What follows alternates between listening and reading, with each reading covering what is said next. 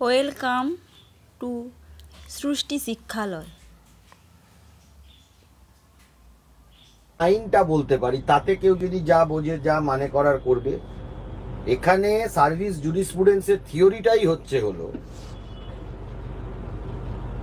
যে প্যানেলের মধ্যে উইথ সার্টেনিটি বলতে হবে যে একজনও টেন্টেড ক্যান্ডিডেট থাকার কোনো সম্ভাবনা নেই। সেখানে স্পষ্টতই বলা হয়েছে স্কুল সার্ভিস কমিশনের থেকে যে possibilities of further illegalities exist.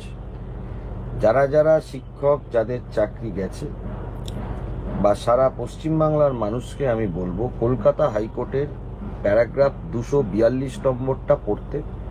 এটার জন্য আইন জানতে লাগবে না, আপনারা পড়লেই বুঝতে পারবেন এক্স্যাক্টলি কেন পুরো প্যানেলটা বাতিল হয়েছে। প্যারাগ্রাফ 242 কলকাতা হাইকোর্টের ডিভিশন বেঞ্চের জাজমেন্ট। প্যারাগ্রাফ 265 রাজ্য সরকার বলেছে, প্যারাগ্রাফ 265 কলকাতা হাইকোর্টের জাজমেন্টে রাজ্য সরকার বলেছে যে number of illegalities could not be determined in its exactitude. Exactly কত পরিমাণ দুর্নীতি হয়েছে সেটা রাজ্য সরকার বলতে পারবে না। এই যদি রাজ্য সরকারের স্ট্যান্ড হয় কোর্টে, দেখুন বাজারে কে কি বলবে সেটা তো অন্য প্রশ্ন, কোর্টে যদি এটা স্ট্যান্ড হয় তাহলে সেই প্যানেল সারা ভারতবর্ষের, আমি আপনাদের কাছেই প্রশ্ন করছি, যারা চাকরিহারা তাদের কাছেই প্রশ্ন করছি, সেই প্যানেল বাঁচবে কি করে?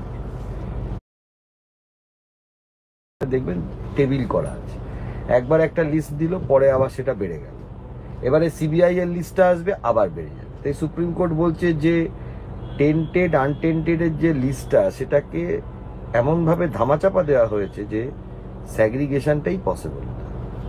এটা খুব শক্ত স্যাগ্রিগেশন করা আমার মত। এখন সুপ্রিম কোর্ট রায় দিয়ে দিয়েছে, সবাই দাবি করছে এটা সরকারের আরো আগে করা উচিত ছিল, রাজ্য সরকার এবং স্কুল। আমি তো বাজারি কথা বলতে পারবো না, আমি যেটা বলছি যেটা আইনে লেখা আছে, যেটা কাগজ কলম রেকর্ডে উঠে এসছে সেটা দিয়ে হয়েছে। সেন্টিমেন্ট দিয়ে তো কোনো কিছু হবে না, এটুকুই বলতে পারি। বলছে নিরপরাধের সাজা দেওয়া যাবে না, অপরাধী ছাড়া পেয়ে গেলে। এটা থিওরিটা বাজারে চালানো হচ্ছে, লোকে জানে না এটা ক্রিমিনাল লয়ের থিওরি। ক্রিমিনাল লতে নিয়ম হলো নিরপরাধ যাতে সাজা না পায় এটা দেখতে হবে। অপরাধী যদি ছাড়া পেয়ে যায় তাহলেও যেন নিরপরাধ যেন সাজা না পায়, এটা ক্রিমিনাল লয়ের থিওরি। ক্রিমিনাল লয়ের যে এভিডেন্স আছে সেই এভিডেন্স চলে on the basis of beyond reasonable doubt, আর সার্ভিস জুরিসপ্রুডেন্সের যে এভিডেন্স হয় সেই এভিডেন্স চলে on the basis of preponderance of probability, মানে প্রবাবল বা সম্ভাব্য কি হতে পারে সেইটার বেসিসে সার্ভিস ল চলে। যেমন সার্ভিসে আপনারা দেখবেন অনেক সময় ওরাল ইনস্ট্রাকশন দেয়, যে মৌখিকভাবে বলে দিল। আপনারা যারা চাকরি করেন, প্রাইভেট সেক্টর বলুন গভর্নমেন্ট সেক্টর বলুন, যেখানে মৌখিক oral direction it is valid. একেবারে ওরাল ডাইরেকশন ইজ ইনভ্যালিড এটা বলা যায় না, অনেক ক্ষেত্রেই ওরাল ডাইরেকশন ভ্যালিড হয়। অনেকে আপনি মানতে পারেন না মানতে পারেন, কিন্তু ওরাল ডাইরেকশনে সার্ভিস জুরিসপ্রুডেন্স চলছে। এটা যারা ধরুন কর্পোরেট অফিস বলুন সরকারে বলুন চাকরি করেন, এটা আপনারা জানেন। এটা তা সার্ভিস জুরিসপ্রুডেন্স চলছে প্রিপন্ডারেন্স অফ প্রবাবিলিটি। এখানে থিওরিটা হচ্ছিল গোটা প্যানেলের মধ্যে একজনও যদি টেন্টেড ক্যান্ডিডেট রয়ে যায়, ইফ ইট ইজ আনডিটেক্টেড, তাহলে পুরো প্যানেল বাতিল হয়ে যাবে। যে লিস্ট প্রকাশিত হওয়া দরকার ছিল, এখন বর্তমানে কি হবে কেউ তো বলতে পারবে না, যে লিস্ট প্রকাশিত হওয়ার দরকার ছিল জেনুইনদের লিস্ট বা আনটেন্টেডের লিস্ট, সেখানে উইথ সার্টেনিটি বলতে হবে। সুপ্রিম কোর্টের প্রিভিয়াস জাজমেন্টগুলোতে এটাই, এই শব্দটা উল্লেখ আছে যে এই আমার 16,000 কি এই আমার 18,000, এই 18,000-এর মধ্যে একজনও উইথ ডকুমেন্টস, অবশ্যই উইথ ডকুমেন্টস, একজনও আনটেন্টেড থাকতে পারার কোনো সম্ভাবনা নেই। সুপ্রিম কোর্টের আইনের যে ল্যাঙ্গুয়েজ, তানভি সারওয়াল থেকে শুরু করে বিভিন্ন জাজমেন্টে এটাই বলা আছে। সার্ভিস জুরিসপ্রুডেন্স একটা থিওরিতে চলে, এখন ক্রিমিনাল জুরিসপ্রুডেন্সটাকে কেউ যদি সার্ভিস জুরিসপ্রুডেন্সে মিলিয়ে দেয় তাহলে কি করে হবে? এখন যারা আন্দোলন করছেন বা যাদের চাকরি গেছেন তারা হয়তো এটা বুঝবেন না, বা তাদের মধ্যে যেহেতু অনেকেই উচ্চশিক্ষিত আছেন বা যাদের মাস্টার ডিগ্রি কোয়ালিফিকেশন আছেন তারা বুঝবেন। এখন দাবি উঠছে, এখন সুপ্রিম কোর্টের রায় হয়ে যাওয়ার পর জনগণ দাবি করছে, জিনিসটা এরকম দাঁড়িয়ে গেছে। কিন্তু সরকারের তরফ থেকে তো এটা আরো আগে করা উচিত ছিল। কলকাতা হাইকোর্টে যখন হিয়ারিং হয়েছিল তখন জাস্টিস দেবাংশু বসাক দিনের পর দিন যখন হিয়ারিং হয়েছে বারবার করে এসএসসি চেয়ারম্যানকে কোর্টে ডেকে এফিডেভিটের পরেও কোর্টে ডেকে জিজ্ঞেস করেছে। তারা কলকাতা হাইকোর্টের হিয়ারিং এ পার্টিসিপেট করেন। তাদের মাথার মধ্যে হয়তো কোনোভাবে কেউ ঢুকিয়ে দিয়েছিলেন বা কেউ বুঝিয়ে দিয়েছিলেন যে কলকাতা হাইকোর্টের হিয়ারিং এ পার্টিসিপেট যদি আমি না করি আমার কিচ্ছু হবে না, তার কারণ আমি জেনুইন ক্যান্ডিডেট। এই বলে জেনুইন ক্যান্ডিডেটরা কলকাতা হাইকোর্টের হিয়ারিং এ পার্টিসিপেট করেননি, এটা ওনারা জানেন। একজন দুজন করলেও মাস আকারে করেননি। কলকাতা হাইকোর্টের হিয়ারিং এ ম্যাক্সিমাম টেন্টেড ক্যান্ডিডেটরা পার্টিসিপেট করেছে। আমি বলছি ম্যাক্সিমাম শব্দটা ব্যবহার করলাম, টেন্টেড ক্যান্ডিডেটরা ব্যবহার করেছে। টেন্টেড ক্যান্ডিডেটরা ওএমআর মানছে না। তার পরবর্তীকালে জজ সাহেব যখন হিয়ারিং চলছিল জাস্টিস দেবাংশু বসাক এবং জাস্টিস সাব্বার রশিদি, তখন তারা ওএমআরটাকে খুলে দিয়েছিলেন, বলে দিয়েছিলেন যে কারা ওএমআর মানছো দেখো, কারা মানছো না দেখো। তাতে দেখা যাচ্ছিল টেন্টেডের যেহেতু সংখ্যাটা কম, ম্যাক্সিমাম লোকই ওএমআর মেনেছে। সমস্যাটা যে জায়গাটা কারা বুঝিয়েছিল আমরা জানি না। যারা জেনুইন ক্যান্ডিডেট তারা কিন্তু এসে কলকাতা হাইকোর্টে তাদের অ্যাপ্লিকেশন জমা করেনি। যখন চাকরি চলে গেল তখন জেনুইন ক্যান্ডিডেটরা সোজা সুপ্রিম কোর্টে গেল। পশ্চিমবাংলার মানুষের ধারণাই নেই যে চাকরি পেলে চাকরি চলে যেতে পারে। এই যেমন আপনি টিচারদের চাকরি দেখেছেন, আজকে police recruitment board is also under challenge. School service কমিশনে জাস্টিস বসাক এবং সাব্বার রশিদি প্রত্যেককে ইন্ডিভিজুয়ালি নোটিশ দেওয়ার কথা রাজ্য সরকারকে বলেছিল এবং প্রত্যেকটা ক্যান্ডিডেট তাদের স্কুল হেডমাস্টার এবং ডিআই মারফত নোটিশ পেয়েছিল।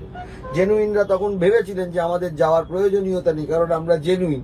কিন্তু তাদের এটা যারা বুঝিয়েছিল সম্পূর্ণভাবে ভুল বুঝিয়েছিল। এই জন্য, কারণ কোর্টে কোনো জিনিস চ্যালেঞ্জ হলে তাদেরকে কোর্টে এসে পার্টিসিপেট করতে হয়। তাদেরকে কেউ এটা বুঝিয়ে দিয়েছিল, কেউ এটা ভাবতেই পারেননি যাবে। আরে আইন আদালত বলে তো একটা জিনিস আছে। আশা এখানে আমি মানুষকে কি দেখাতে যাব? আশা তো আমি দেখাতে পারবো না। আমি আপনাকে আইনটা বলতে পারি, তাতে কেউ যদি যা বোঝে যা মানে করার করবে। এখানে সার্ভিস জুরিসপ্রুডেন্সের থিওরিটাই হলো যে প্যানেলের মধ্যে উইথ সার্টেনিটি বলতে হবে যে একজনও টেন্টেড ক্যান্ডিডেট থাকার কোনো সম্ভাবনা নেই। এটা আইন দেশে, এটা আমার কথা নয়, এটা সুপ্রিম কোর্ট ল লেট ডাউন করে দিয়েছে। এখন সুপ্রিম কোর্ট এই মামলার ক্ষেত্রে জাজমেন্ট পাস করে দিয়েছে। আইনত দেখুন সুপ্রিম কোর্টে কেউ আবার রিভিউ রিকলিং করলে আজ মানে খুবই সম্ভাবনা সেটার ক্ষীণ যে সেটা রিভিউ বা এই অর্ডারটা মডিফিকেশন বা রিকলিং হওয়ার। আমি ভারতবর্ষের সুপ্রিম কোর্টের ইতিহাসে বলছি এরকম নির্ধারণ আছে যে সুপ্রিম কোর্ট অর্ডার দেওয়ার পরে অনেক খুবই কম ক্ষেত্রে হয়তো সেটা একাধবার অনেক সময় কনসিডার করেছে রিভিউতে বা কিউরিটিভ পিটিশনে, কিন্তু সেটার পার্সেন্টেজ ভারতবর্ষে যদি আপনি সুপ্রিম কোর্টের জাজমেন্ট দেখে থাকেন, প্রচুর জাজমেন্ট যবে থেকে ভারত স্বাধীন হয়েছে আমাদের বিচার ব্যবস্থায় সেই পুনর্বিবেচনা করার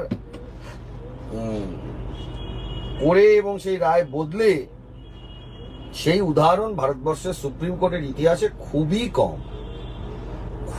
কম, কারণ আদালতে সেন্টিমেন্ট দিয়ে বিচার হয় না। কিন্তু আমি আপনাকে আইনটা বলতে পারি, আইনটা এটা যে যদি প্যানেলের মধ্যে একজনও টেন্টেড নেই, এটা ডেফিনিট এবং সার্টেনলি বলা যেত, তাহলে হয়তো এই দৃশ্য আজকে পশ্চিম বাংলার বুকে আমরা দেখতাম না। এবং আরেকটা কথা সুপ্রিম কোর্টের জাজমেন্টের জজ সাহেবরা উল্লেখ করেছেন, এখন অনেকে দাবি তুলছেন যে ফ্রেশ লিস্ট বার করতে হবে। এই লিস্ট নিয়েই যত গন্ডগোল, আর এই লিস্টেই কিন্তু কভার আপ করেছে বলে আজকে এই জিনিসটা হয়েছে। আবার লিস্ট বেরোলে যদি সেই লিস্ট আবার কভার আপ হয়, এরপরে সুপ্রিম কোর্ট কস্ট চাপিয়ে দেবে। আমার তো মানে প্রেয়ারই হবে সুপ্রিম কোর্টে কস্ট চাপিয়ে দেবে। লিস্ট বার করতে গিয়ে যদি সেই লিস্টটা আবার কভার আপ লিস্ট হয়, সবাই তো দাবি করছেন লিস্টের জন্য। আর আমার বিশ্বাস স্কুল সার্ভিস কমিশন আর রাজ্য সরকার সঠিক লিস্ট কোনোদিনই দিতে পারবেন না, কারণ তাদের নিজেদের সমস্যা হয়ে যেতে পারে। তাই জন্যই বারবার যখন সিঙ্গেল বেঞ্চে রায় দিচ্ছিল যে এরা টেন্টেড ক্যান্ডিডেট লিস্ট প্রকাশিত হয়ে গেল, সেই লিস্টকে ধামাচাপা দেওয়ার জন্য বারবার সুপ্রিম কোর্টে যাওয়া হয়েছিল, ক্যান্ডিডেটদের হয়েছে, এখনো প্রমাণ হয়নি এটা বলা হয়েছিল। তাদেরকে কেন সমাজে আইসোলেট করে দেওয়া হবে এটা বলা হয়েছিল। তখন টেন্টেড ক্যান্ডিডেট নিয়ে হচ্ছিল, তখন আমরা কোর্টে মামলা করছিলাম ভাই টেন্টেড ক্যান্ডিডেটদের লিস্ট প্রকাশ করা হোক। সেই অর্ডার হয়েও ছিল, সেটা পরে সুপ্রিম কোর্ট স্টে করে দিয়ে পুরোটা নিয়ে ডিভিশন বেঞ্চে পাঠিয়ে দেয়। লিস্ট যাতে প্রকাশ করা না হয়, তার মধ্যে একজন অংশ বিরাট এই নিয়ে মামলায় লড়াই করেছিলেন। এখন লিস্ট আর প্রকাশ হয়নি, আর কি করা যায়।